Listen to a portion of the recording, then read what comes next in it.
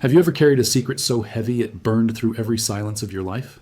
A truth so unbearable that even the passage of time couldn't wash away the sound of it? Because I have. And tonight, I'm done pretending I don't hear their voices anymore. My name doesn't matter, not anymore.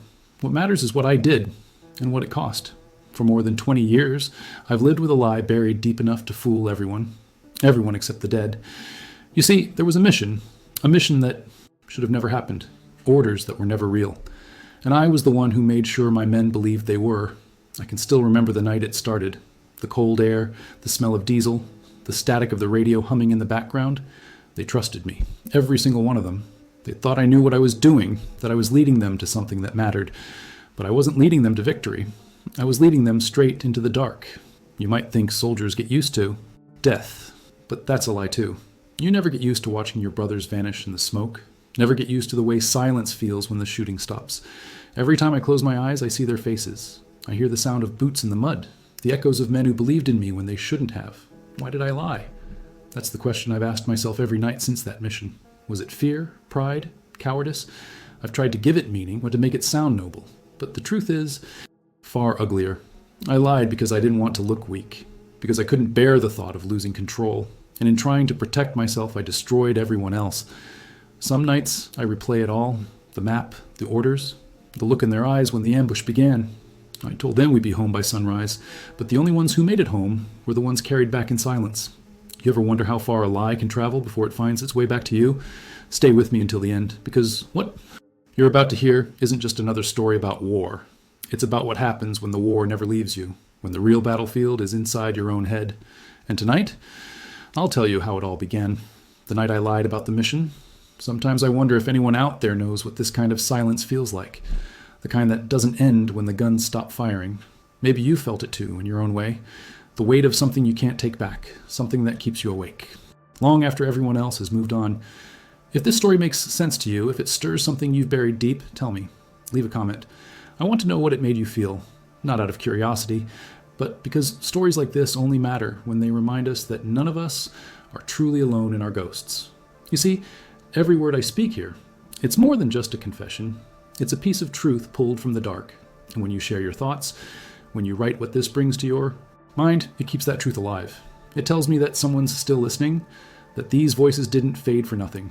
If what you've heard so far touched you in any way, take a moment to like this video. It might seem small, but it helps this story reach others who need to hear it. People who carry their own quiet wars. And if you want to keep walking through stories like this one, to hear the confessions that history tried to bury, then subscribe. Because this place, it isn't just a channel. It's a refuge for the broken, for those who still believe that even in the ruins, there's something left worth understanding. So if this story resonates with you, stay. Share what you feel. Help me keep this fire burning a little longer. Now, where was I? Ah, yes, that night. The night when everything started to fall apart. The night before the mission still lives inside my head like a film burned into damaged tape, distorted, looping, refusing to fade. The bass was quiet, but not in the peaceful way. It was the kind of silence that comes before a storm, when even the wind seems to hold its breath. The air smelled of rust, oil, and something else, something metallic, like the taste of fear. The distant echo of bombs painted the horizon in brief flashes of orange, turning shadows into ghosts that danced against the walls of the barracks. We were stationed far from everything. No cities, no civilians, no sound of life beyond our own heartbeat. Just the dull hum of generators and the whisper of men pretending to sleep. They joked, they smoked, they talked about home, but behind every laugh was a question they never dared to ask out loud. Would we come back this time? I used to look at them and pretend I didn't know the answer. That's the thing about leadership. Sometimes it's not about knowing what to do, but about hiding what you already know. I remember sitting outside the tent, the cold biting through my gloves, watching the stars disappear behind the smoke. Somewhere out there, someone was writing the story of that war. But not this part. Not the waiting, not the doubt, not the way courage starts to look like madness when the orders stop making sense. I think that's the truth no one tells. War isn't just blood and gunfire. It's a test of your mind, your soul, your ability to keep breathing when everything inside you begs to stop. They called it a strategic operation. But among us, it was known as the Last Walk, a mission designed by people who would never see the field drawn on maps by hands that never held a weapon. We were pawns in a game where victory meant survival, and survival meant guilt. And still, we followed orders, because that's what soldiers do. You follow, you obey. Until one day, you realize that obedience costs more than disobedience ever could. Now I want to go even deeper into this. Not just the war itself, but what it does to a man's mind. How a single decision, a single lie, can tear through your sense of purpose and rebuild it into something unrecognizable. There's a truth hidden in every battle, one that never makes it into the history books. It's the truth about fear. Not the kind that screams, but the kind that whispers, "You could have stopped this." If you felt that kind of silence, the weight of a decision that changed everything, write the word truth in the comments. Because that's what I'm chasing now. The truth I buried the night I lied about the mission. There were 6 of us in that platoon. 6 men bound together not just by orders, but by the kind of trust only chaos can create. We were brothers, though none of us ever said it out loud. In war, you learn that words like brotherhood are dangerous. They make you feel too much, and feeling too much gets people killed. Still, there were moments, small ones, hidden between the noise, when I caught myself believing we were more than soldiers. We were a family trying to survive a storm none of us truly understood. There was Harris, the youngest, barely 20. He used to carry a photo of his sister tucked inside his vest. Every night, before we slept, he'd whisper a prayer over it, not because he was religious, but because it reminded him that there was still something pure left in the world. Then there was Mason, the kind of man who never raised his voice, but somehow everyone listened when he spoke. He had seen more battles than the rest of us combined, and yet he carried his past like a silent ghost, never letting it show.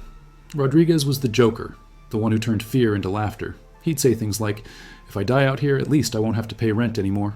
Everyone laughed, even when it hurt. His humor was our shield, something to hold on to when the nights got too long. Then there was Bennett, tall, quiet, always writing in that little notebook he kept tucked inside his jacket. No one knew what he wrote, but I sometimes wondered if he was keeping a record, like a witness to all the things we refused to admit. And finally, there was Grant, our radio man.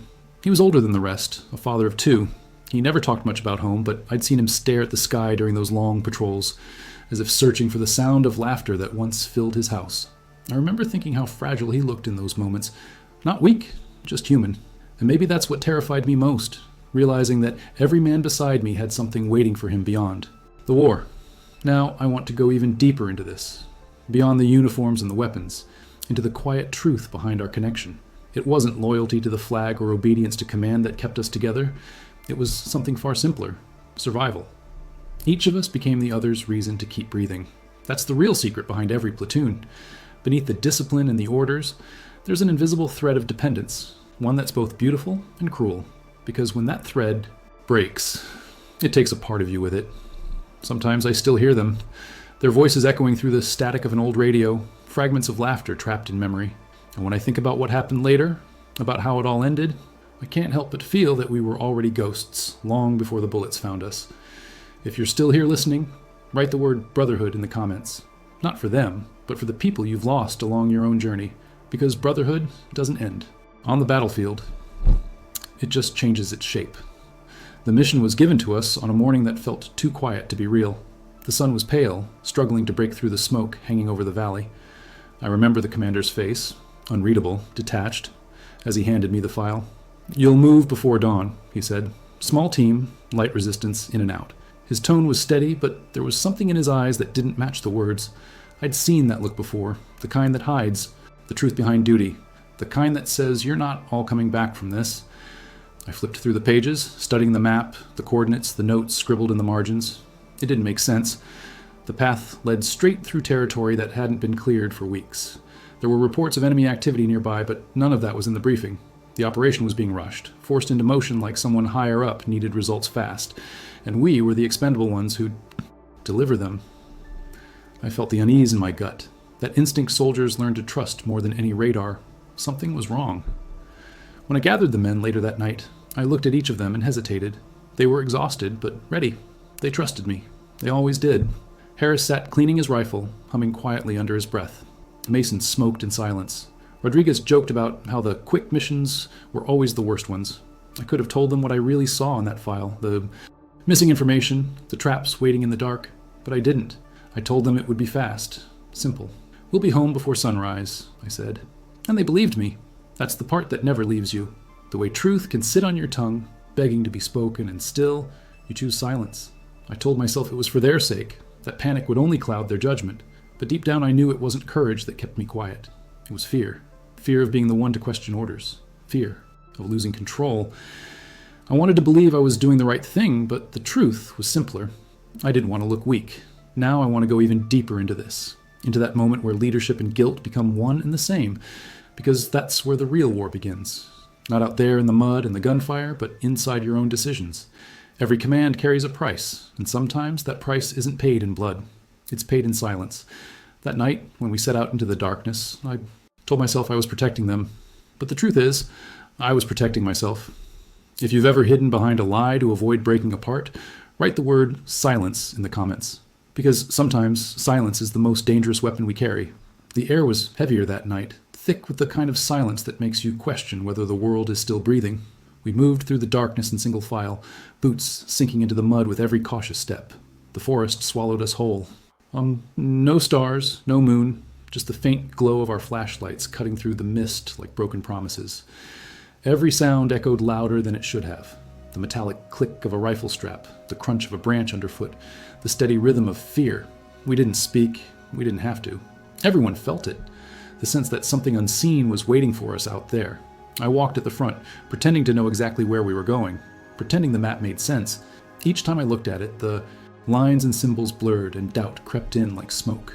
We were deep in enemy territory now, farther than the briefing claimed we'd ever go. I kept telling myself that command knew what they were doing, that maybe the intel was outdated but still accurate enough. Lies layered over lies until I couldn't tell which one was meant for them and which one was meant for me. At one point, Harris whispered, "Sir, do you hear that?" I froze. The others stopped too, rifles raised, eyes scanning the house. Trees. There was nothing, no movement, no sound, and that somehow was worse. I told him it was nothing, just wind. But deep down, I knew the forest doesn't go quiet without reason. I ignored it. We kept moving. Each step forward felt like walking deeper into the mouth of something alive. The mud clung to our boots like it didn't want to let us go. A few hundred meters ahead, we found signs. Tire tracks, broken branches, the faint shimmer of shell casings half buried in the dirt. Someone had been there recently. Too recently. Mason caught my eye and didn't say a word. He didn't have to. The question was written all over his face. Why are we still moving? I gave him a nod, the kind that says, trust me, even when there's no reason to. And he did. They all did. The deeper we went, the louder my heartbeat became, pounding like a warning I refused to hear. Every instinct screamed to stop, to turn back, but pride and duty tangled inside me like barbed wire. I told myself this was what leadership looked like, pushing through fear, showing no hesitation. But what I was really doing was marching them straight into the dark. The truth is, courage and blindness can look the same when you're too scared to admit you're lost. Now I want to go even deeper into this, into the weight of denial and how it transforms a man. Because ignoring the signs doesn't erase them, it only delays the moment they destroy you. That's the part no one teaches you in training, the invisible war, between what you see and what you allow yourself to believe. If you've ever ignored a truth because you weren't ready to face it, write the word warning in the comments. Because sometimes the loudest warnings are the ones we silence ourselves. Harris is down, someone yelled. But I couldn't see him. I couldn't see any of them through the smoke. The air was thick. Gunpowder, dirt, blood, all mixing into something that no human should ever have to breathe. I shouted orders, but my voice was swallowed by the storm. Every direction looked the same. Flashes, shadows, ghosts. I fired blindly into the trees, not even sure who I was shooting at anymore. My hands were shaking, not from fear, but from disbelief. This wasn't supposed to happen. I told them it would be quick. I told them we'd be home by sunrise. Mason crawled beside me, face streaked with blood that wasn't his. "We're surrounded," he screamed. I tried to answer, but before I could, an explosion threw us both backward. The sound vanished for a moment, replaced by that ringing, high and sharp like the world had been cut open. When it cleared, the only thing I could hear was the uneven rhythm of my own heartbeat, and the muffled screams fading somewhere behind me. I turned toward where Rodriguez had been, but there was nothing left. Just smoke, fire, and pieces of the laughter that used to fill our nights. There's a strange thing that happens in the middle of chaos. Time slows down, stretching every second into eternity. I could see each shell casing spinning through the air, every spark of light flickering like dying stars. Somewhere in the madness, I saw Harris, or what was left of him, and I remember thinking how small he looked. Just a boy who should have been home, not here, not like this. That image never left me. It lives behind my eyelids, waiting for me every time I close them. I tried to call for retreat, but the radio was gone, shredded by shrapnel. Grant was lying next to it, unmoving. The silence that followed wasn't peace. It was the kind of silence that screams louder than any battle. I wanted to believe there was still a way out, but deep down, I knew the truth. This was the end of something. Maybe of all of us. Maybe just of who I used to be. Now I want to go even deeper into this. Into what happens when you survive the moment you weren't supposed to. Because survival isn't victory. It's a burden. It's the beginning of a different kind of war. The one that starts when the noise stops. If you've ever felt that silence after the storm, the kind that changes who you are or worse, write the word survivor in the comments. Because surviving is easy. Living with what you've survived, that's the hard part. When the shooting stopped, the world didn't come back all at once. It crept in slowly, first the sound of the wind, then the faint crackle of fire feeding on what was left. The smoke hung low, heavy, refusing to drift away, as if it too couldn't bear to leave the dead behind. I stayed still for a long time, afraid that if I moved, the ground would open and swallow me whole. The silence was unbearable, not peaceful like you'd expect, but sharp. A silence that cuts through bone and memory until all that's left is truth. I forced myself to sit up. The field was unrecognizable. The same patch of earth we'd walked across hours before was now a graveyard. The trees that once shielded us stood like blackened skeletons, and the air smelled of iron and ash. I tried to call out, but my voice broke before the sound even formed. There was no one left to answer. My body was shaking, though I couldn't tell if it was fear or guilt or both. Every instinct told me to look away, but I couldn't. I had to see what my choices had done. I found Harris first. His hand was still clutching that photo of his sister, the edges burned, but her smile still visible. I remember thinking how unfair it was that a picture survived when he didn't. Mason was nearby, half covered by debris, his eyes open as if he was still guarding the rest of us. Rodriguez, the one who made us laugh, was gone. Nothing left but silence where his voice used to be. And Grant, the man who always looked to the sky, now lay under it, finally still. I walked among them, each step heavier than the last, and for the first time, I felt what it truly meant to be alone. People think guilt hits you all at once, like a thunderclap, but it doesn't.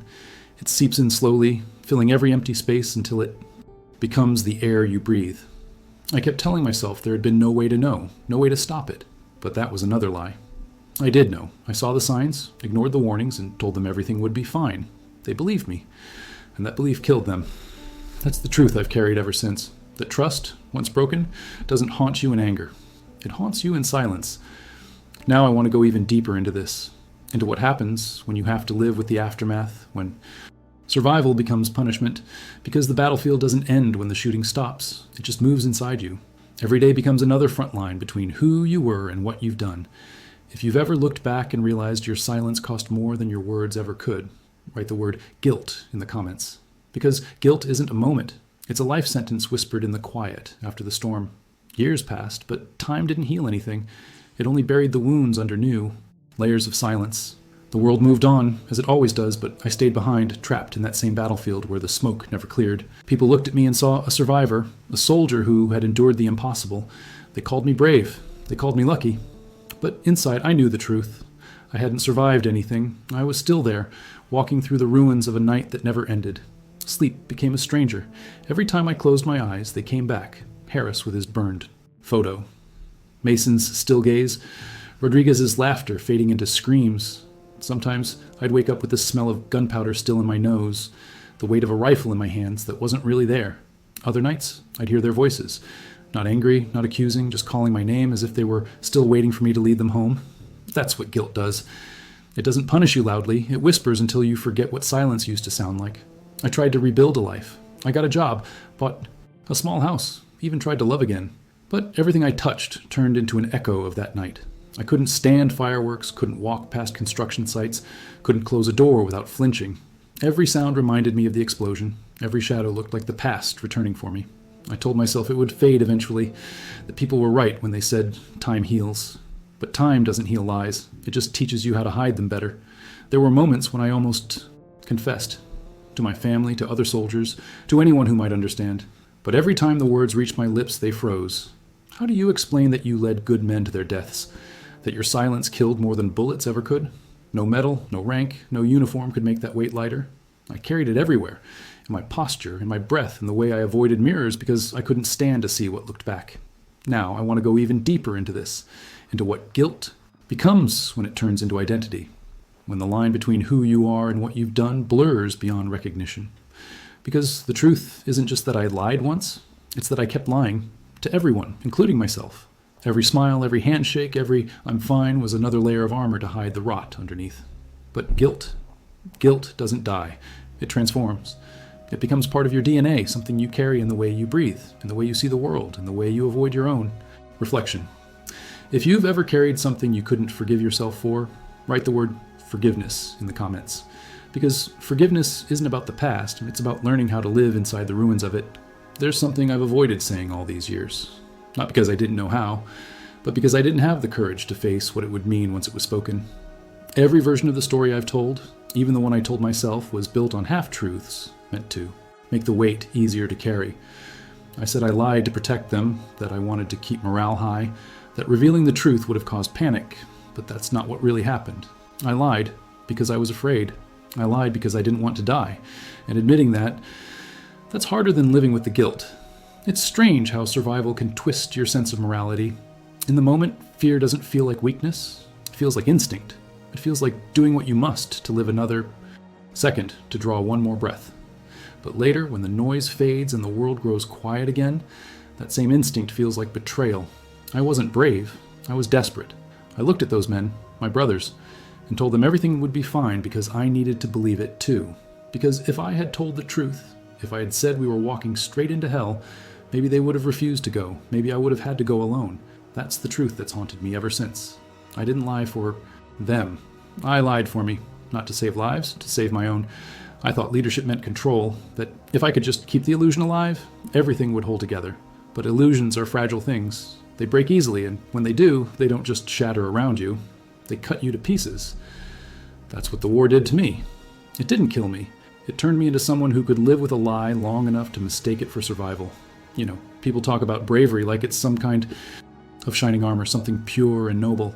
But real bravery isn't about standing tall in front of danger. It's about facing the truth, even when it burns. And I couldn't do that. Not then. Maybe not even now. Because deep down, every man wants to believe he's the hero of his own story.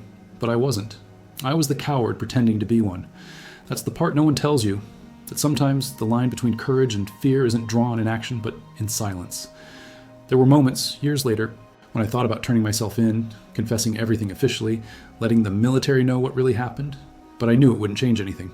The bodies were already buried. The medals already handed out. The reports already written with words like honor, sacrifice, and service. The truth would only destroy the illusion that their deaths had meaning. And maybe that's the cruelest part of it all. Sometimes, a lie outlives the people it was meant to protect. I remember once during a storm, I caught my reflection in a window and didn't recognize the man staring back. His eyes were empty, not from what he'd seen, but from everything he'd refused to see. That's what lies do. They don't just distort the world around you, they rot you from the inside out. I became a stranger to myself, trapped in a body that still followed orders no one was giving anymore. I drank too much, avoided sleep, avoided silence. Because silence is where truth lives, and I wasn't ready to hear mine echo back. Now I want to go even deeper into this, into what fear truly is. Because fear isn't always about death. Sometimes it's about life. About what kind of life you'll have to live once you've seen what you're capable of doing just to stay alive. That's the real battlefield. Not the one covered in mud and blood, but the one inside your chest. The one that keeps fighting long after the war has ended. I thought fear would end once I left that place, but it followed me like a shadow whispering the same thing every night. You're still lying. And maybe that's why I'm speaking now. Not to erase the past, that's impossible, but to stop it from defining the little that's left of me. I want to believe that confession is a form of redemption, that by finally telling the truth, I can set something free, even if it's not me. Maybe someone out there will hear this and understand that sometimes the hardest battles we fight are the ones where no one else is watching. If you've ever hidden a truth because fear told you it was safer that way, write the word truth in the comments. Because in the end, no matter how deep we bury it, truth always finds its way back. And when it does, it demands to be heard. If someday someone finds this recording, I don't want them to see it as a confession of guilt, but as a warning. The truth I carried all these years was never about the mission or the war or even the men I lost. It was about what fear can turn a man into when no one's watching. You don't notice it at first. The slow erosion of conscience, the way survival starts to sound like justification. But one day you wake up and realize you've been living inside a lie so long that it became your home. And when you try to leave it, there's nothing left outside but silence. I've learned that there are no medals for those who lie, and no peace for those who survive by doing so. The world moves on, but inside, the battle keeps repeating. Different faces, same echoes. Maybe that's what hell really is. Not fire, not punishment, but remembering forever the moment you chose yourself over everyone else. And yet, even in that darkness, there's a strange kind of clarity, a truth that strips you bare until all that's left is what you've become. Now I want to go even deeper into this, into how redemption isn't about forgiveness, but about facing the reflection that still stares back when the world has stopped listening. Because maybe redemption isn't found in being absolved, but in finally telling the truth, even if it comes too late. If this story made you think about the weight of your own choices, write the word redemption in the comments, because that's what we're all chasing in the end. A reason to believe that even the broken can still be heard. If you made it here, maybe this story spoke to something inside you, that quiet part we all try to hide. And if it did, I want to thank you for staying with me until the end. What we share here isn't just stories about war or regret. It's about the things that make us human, the choices, the silence, the need to make peace with our own truth. If this journey meant something to you, leave a comment saying I stayed until the end. It's a simple way for me to know that these words reached someone out there who understands. And if you want to keep walking through stories like this, stories that dig beneath the surface and speak to the heart, subscribe. That's how you and I keep this connection alive, how these voices from the past continue to be heard. And before you go, don't forget to leave a like. It's not just a click. It tells me this kind of story still matters, that it deserves to be told again. There's another video right here that continues this reflection from a different angle. Click on it and stay with me for a while longer. I think you'll feel the same heartbeat running through it.